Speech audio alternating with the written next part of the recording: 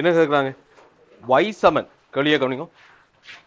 y சமன் மட்டு 2x சய 3 இன் வரைவை y சமன் மட்டு 2x சய 1 சக மட்டு x சய 2 ஆகியவற்றின் வரைவுகளை ஒரே வரிப்படத்தில் வரைக.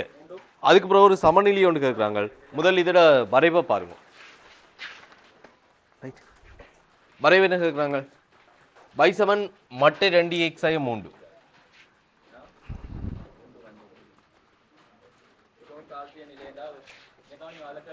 இடத்துல இருக்கிறோம்.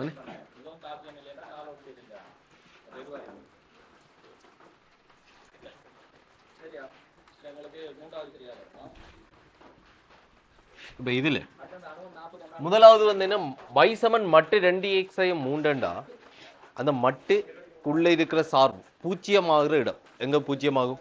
3 2. அப்ப இது சிம்பிளான ஒரு வரைவு. என்ன 3 2 வார v வடிவம் 3 2 வரும் v ஷேப்பாக இருக்க போகுது. ரைட், 3 2 வரும் v ஷேப்.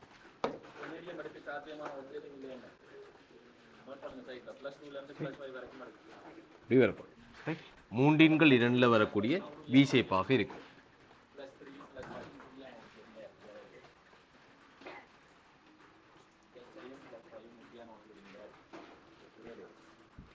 ஓகே, அடுத்தது அப்ப வி ஷேப் பண்ணக்குள்ள இதுக்குள்ள ரெண்டு வரைவு இருக்க போகுது. என்ன ஒன்று y சமன் 2x சய 3. ஏன் இதான் y சமன் 2x சய 3? இது ஏன் y சமன் 2x சய 3 இல்லை? இது ஏன் y சமன் 2x சய 3 என்ன நேர்படித்தல். ரைட், அப்ப இது வந்து என்ன சொல்லுவோம்? அடுத்தது மறைப்படித்தலன் வரைவு y சமன் மைனஸ் 2x சக 3. y சமன் என்ன சொல்லுங்க? மைனஸ் 20x சக 3. ரைட், அப்ப இது வெட்டுத்தொண்டை என்னவா இருக்கும்? இங்க 3ஆக இருக்கு. ரைட், மறை ஒண்ணுமில்லை, இதுக்குள்ள ரெண்டு வரைவு தான் இருக்கு. ஒன்று நேர்படித்தலாம், அடுத்த மறைப்படித்தலன். இது எங்க பூஜ்ஜியமாகும் என்று பார்த்துட்டு அவடத்துல ஒரு வி ஷேப்பை கருவோம். அதுல நேர்படித்தலன் வரைவு மறைப்படித்தலன் வரைவை கீறிவிட்டோம்னா சரி. அடுத்தது இந்த மட்டு. இந்த மட்டு நீங்க நேரடியா கீற இயலாது. ரைட், ஏன்னு சொன்னா இங்க வந்து என்ன சொல்லுங்க? இது ஜோதிச்சு கீறினது போல நேரடியா செய்ய இயலாது. இங்க வந்து என்ன சொல்லுங்க? ரெண்டு மட்டுக்கள் கூட்டப்படுது. அப்ப இதை எப்படி செய்யணும்டா? இதை வரையறுத்து தான் செய்யணும். ரைட், y சமன் மட்டு 2x சய 1 சக மட்டு x சய 2 இப்ப வரையறுப்போம். சரிதானே? இதை வரையறுத்தோம்டா இது எப்படி வரையறுக்கட்டா? முதல்ல எங்க பூஜ்ஜியமாகும் என்று பார்க்கிறேன். இது எங்க பூஜ்ஜியமாகும்? அரையில பூஜ்ஜியமாகும். இது 2ல பூஜ்ஜியமாகும். எண்கோடு ஓர்டர்ல வந்து அரை, அதுக்கு பிறகுதான் 2. அப்ப வரையறுக்க வேண்டிய இடம் என்ன? அரையை விட குறைவு, அரைக்கும் 2க்கும் இடையில 2 விட அதிகம். ரைட், இந்த 3 ஏரியாவில் வரையறுப்போம். எக்ஸ் ஆனது அரையை விட குறையும் போது, எக்ஸ் அரையை விட குறையும் போது இது மைனஸ் ஆக இருக்கு. அரையை விட குறைஞ்ச பெருமானம் போட்டு பாருங்க, மைனஸ் ஆக இருக்கு. Minus 20x plus 1. அரையை விட குறையும் போது இது மைனஸ் ஆயிருக்கு. அப்ப இங்க என்ன வரும்? Minus X plus 2 minus 3x plus 3 ஆக இருக்கு. அடுத்தது எக்ஸ் ஆனது அரையை விட பெரியதாகவோ அல்லது சமனாகவோ 2 விட சிறியதாகவும் இருக்கு. இந்த சமன் வந்து அடிக்கடி கதைக்கிற விஷயம் நம்ம இங்க போடலாம் அல்லது இங்க போடலாம். ரைட், அதை அந்த எண்கோட்டுல தொடர்ச்சிக்காக சொல்ற விஷயமே தவிர இது இங்க தான் போடணும் இங்க தான் போடணும் கட்டாயம் இல்லை. எங்க போட்டாலும் சரிதான். அரையை விட பெரியதுண்டா 2x ஒன்று நேரா இருக்கு, அது அப்படியே எழுதுவோம். ஆனா 2 விட சிறிதண்டக்குள்ள இது மைனஸ் ஆயிருக்கு. Minus X plus 2. எனவே இது எக்ஸ் சக 1 2 பேர். அடுத்தது எக்ஸ் ஆனது பெரிது அல்லது சமன் 2. எக்ஸ் 2 விட பெரிது என்றால் 2x 1 பிளஸ் ஆயிருக்கும். அப்ப மைனஸால பெருக்க வேண்டிய தேவையில்லை. எக்ஸ் 2 வந்து என்ன சொல்லுங்க? பிளஸ் ஆயிருக்கும். அதையும் நேரடியாக எழுதலாம், மைனஸால பெருக்க வேண்டிய தேவை இருக்காது. 3x 3 2 பேர். அப்ப நம்ம வரைவு கீற போற, அதாவது வரைவு மாற்றம் அடைய போற இடங்கள் அரையிலையும் அடுத்தது 2லை. எக்ஸ் வந்து கவனிங்க, எக்ஸ் வந்து அரையை விட குறைவாகும் போது என்ன வடிவத்தை எடுக்க போகுது? Minus 3x 3. நீங்க கீறப்போற வரைவு அதையை விட குறையும் போது இருக்கிற ஒரு மறைப்படித்திறன் வரைவு. அங்க -3dx ஆக 3னா என்ன சொல்லுங்க, மறைப்படித்திறன் வெட்டுத்துண்டு 3. அப்ப இது கூடாக செல்கின்ற மறைப்படித்திறன் வரைவு. அப்ப இதுல என்ன யோசிக்கணும்? இதுல என்ன யோசிக்கணும்? அதொன்று யோசிக்கணும். அடுத்தது வந்து என்ன சொல்லுங்க, அதோட ஷேப். இப்ப இங்க வந்து என்ன, இது சய 2க்கு அந்த சயவை விட்டீங்கன்னா 2 பெருமானத்துக்கான சாய்வு தான் இது. என்ன நம்ம படித்திறன்கள் கழிச்சிருப்போம். படித்திறன்கள் வந்து என்ன சொல்லுங்க, மறைப்படித்திறன் என்று வரும்போது அது எப்படி நம்ம ஷோர்ட்டா படிச்சிருப்போம்? மறையை விட்டு போட்டு அதோட பருமனை மட்டும் பார்ப்போம். ரைட்? அவ படித்திறன்க்குள்ள நேர எக்ஸச்சுடன் அமைக்கிற கோணம் தான் பார்ப்போம். மறையை விட்டு போட்டு பார்க்கிறோம் என்று சொன்ன எங்களை பார்க்கணும், மறை எக்ஸச்சுடன் பார்க்கணும். அப்ப ஏன் மறை எக்ஸச்சுடன் பார்க்கணும் என்று கொண்டு வரோம்னா கூர்ங்கோணத்துக்காக. கூர்ங்கோணத்தை வச்சு யோசிக்கிறது இலவு வேண்டதுக்காக. அப்ப இப்ப -2க்கான சாய்வு இது, -3க்கான சாய்வு உங்களுக்கு எப்படிப்பட்டதா இருக்கும்? மைனஸை விட்டீங்கன்னா 3. அப்ப 2க்கான சாய்வு இது, 3க்கான சாய்வு இதை விட அதிகமாக இருக்கணும். அப்ப அந்த கோடு எப்படி போகணும்? இப்படி போகணும். இது வந்து என்ன, -3க்கான சாய்வாக இருக்கு. சரிதானே? ஓகே. இப்ப நம்ம கீற போற வரைவு 3 கூடாக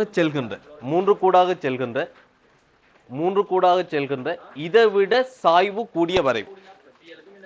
இந்த பக்கமாக வந்து மறை எக்ஸச்சுடன் சாய்வு கூடிய. அப்ப என்ன சொல்லுங்க, இப்படி வரணுமா வரைவு?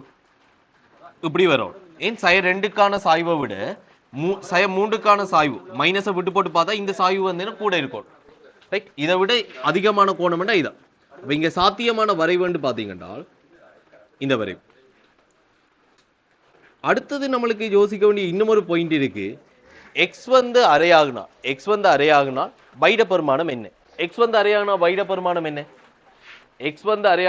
பெருமானம் என்ன? 3/2 இருக்கு. அப்ப இது கூடாக செல்கின்ற வரைவு எக்ஸ் வந்து அரையாகும் போது அது வரைக்கும் தான் நம்மளுக்கு தேவை. இந்த பெருமானம் என்னவா இருக்கும்? 3/2.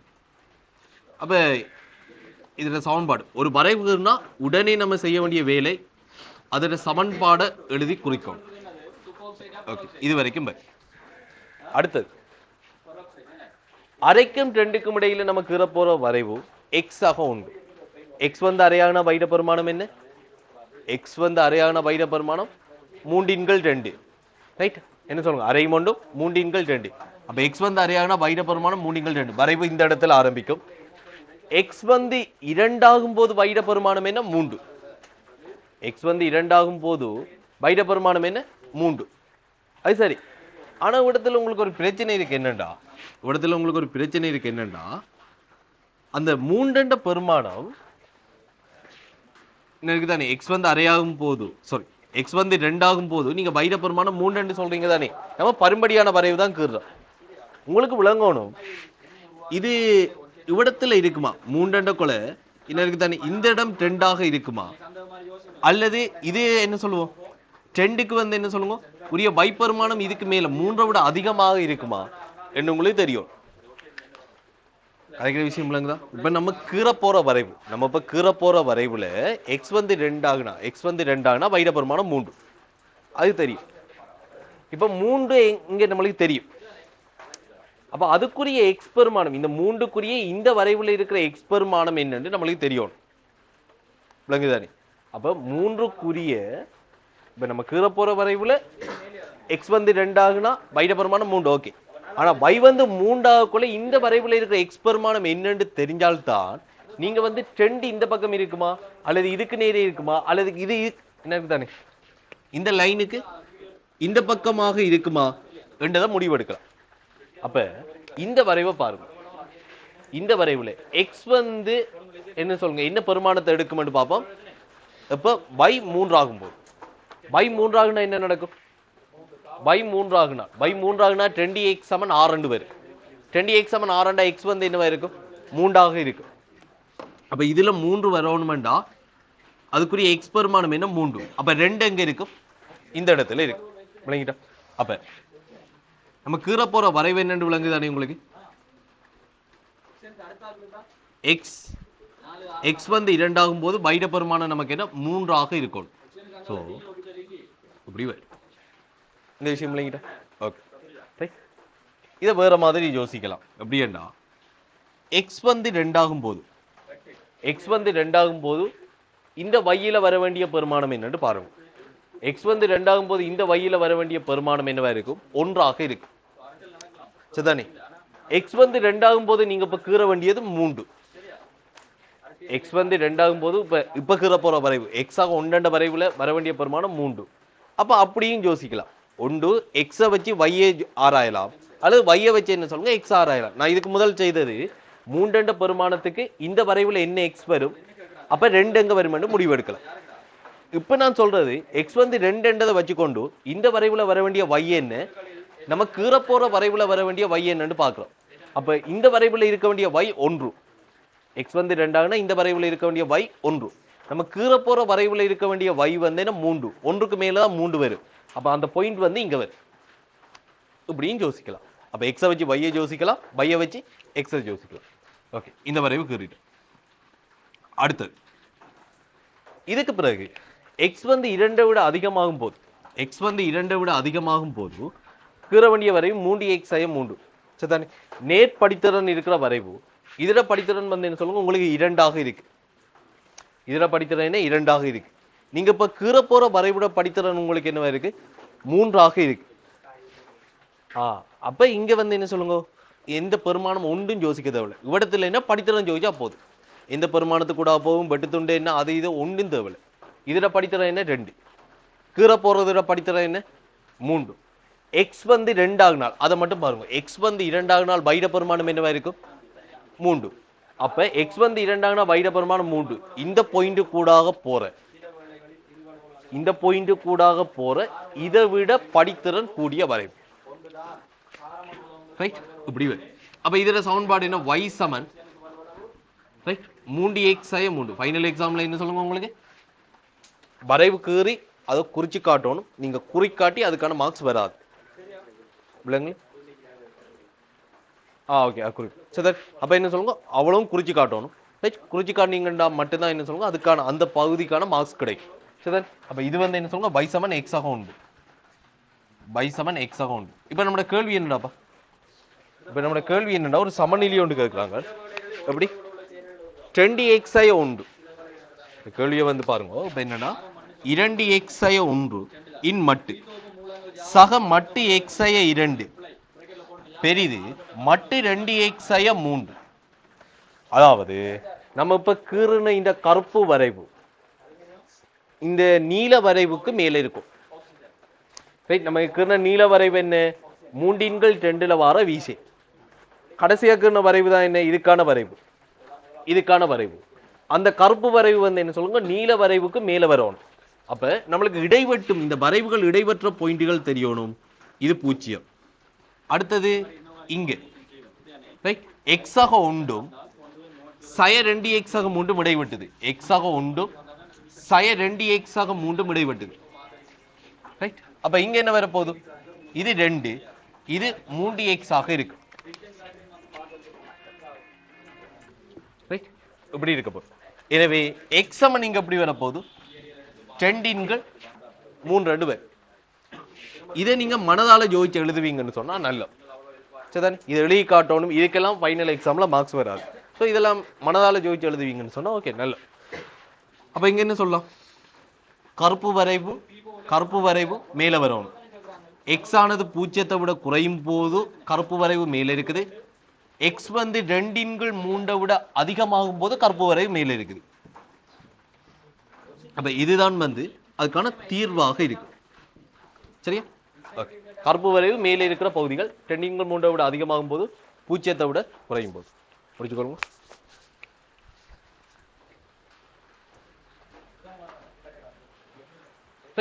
அடுத்து y சமன் x வர்க்கம் சய 4. y சமன் x வர்க்கம் சய 4. அடுத்து y சமன் மட்டு x 2. இது ஓகே. சரி, இதை விடுங்க. இப்ப இதோட y சமன் x வர்க்கம் சய 4 இது கூட ஓஎல் விஷயம். y சமன் x வர்க்கத்துக்கு என்ன வரைவு படிச்ச நீங்க OL உற்பத்தியினூடாக போற இழிவு வடிவம் OL படிக்காட்டியும் இருபடி சார்புகள் படிச்சாச்சு அங்க தெரியும் ரைட் அப்ப y சமன் x வர்க்கம் என்றது என்ன சமச்சீரான உற்பத்தியினூடாக செல்கின்ற வரைவு சய 4 இருக்கு அப்ப கடைசி கிளாஸ்ல நோட்டுகள் பார்த்தோம் என்னது y சமன் x வர்க்கம் y சமன் x வர்க்கம் என்றது என்ன உற்பத்தியினூடாக செல்கின்ற சமச்சீரான வரைவு இந்த சமச்சீரான வரைவு உங்களுக்கு என்ன செய்ய வேணும் இது y சமன் x வர்க்கம் இது தெரிஞ்சா போதும் y சமன் x வர்க்கம் ஓகே சய 4 அந்த வரைவு என்ன சொல்லுங்க சய 4 என்றா 4 அலகு என்ன செய்யணும் கீழ இறங்கும் சரிதானே அப்ப பேசிக்கா வந்து y சமன் x வர்க்கத்தை யோசிக்கிறோம் சய 4 என்று சொன்னா மொத்த வரைவும் என்ன செய்யணும் 4 அலகு கீழ இறங்கு 4 அலகு கீழ இறங்குனா அதுக்கான வடிவத்தை பாருங்க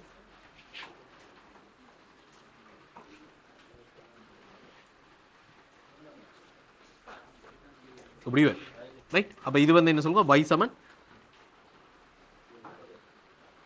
சமன் x வர்க்கம் சய 4 அப்ப y சமன் x வர்க்கம் சய 4 சரி இடைவற்ற இடங்கள் தேவை y பூஜ்ஜியமாகும் போது x வர்க்கம் 4 ஆகும் y பூஜ்ஜியமாக்குனீங்கன்னா x வர்க்கம் 4 ஆகும் x வர்க்கம் 4 என்றா x இட பெருமானம் என்ன -10 அப்ப y பூஜ்ஜியமாகும் போது x இட பெருமானங்கள் என்ன 10 -10 ஆக இருக்கு அடுத்தது y சமன் மட்டி xi 2 y சமன் மட்டி xi 2 அது தெரியும்டாப்பா உங்களுக்கு அது என்னது 10 ல வர v வடிவம் y சமன் மட்டி xi 2 என்ன 10 ல வர v சி 10 ல வர v வடிவம் என்று சொன்னா இங்க ஒன்று இப்படி வரும் அடுத்தது வந்து என்ன சொல்லுவோம் உங்களுக்கு இப்படி வரும்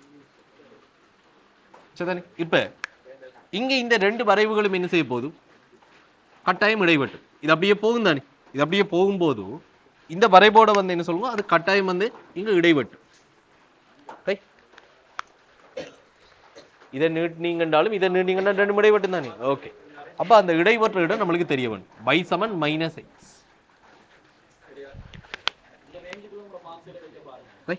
இங்க இடைவெற்ற இடம் எப்படி கண்டுபிடிக்கிற ரெண்டையும் சமப்படுத்துங்க மனதால -x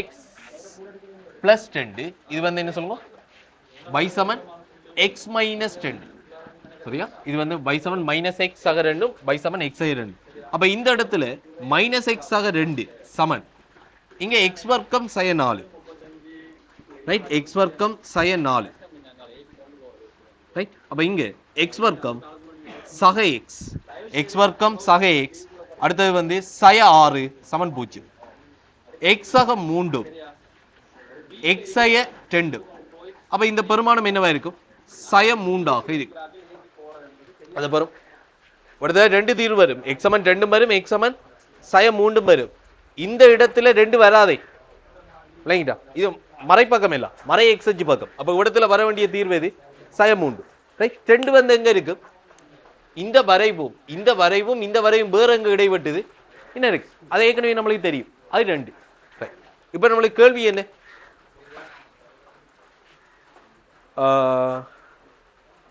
x வர்க்கம் பெரிது மட்டு xi 2 சக 4 இதுக்கான தீர்வு என்பது x வர்க்கம் சய 4 பெரிது மட்டு 2xi 2க்கான மட்டு xi 2க்கான தீர்வு ரைட் நாலாவது பக்கம் கழிச்சு வருது சோ நமக்கு கீர்ண வரைவு x வர்க்கம் சய 4 இந்த கருப்பு கோடு அது பெரிதாக இருக்கும் நீல கோடு அதுக்கு கீழே வரும் சரிதானே ஓகே அப்ப இங்க என்ன நடக்கும்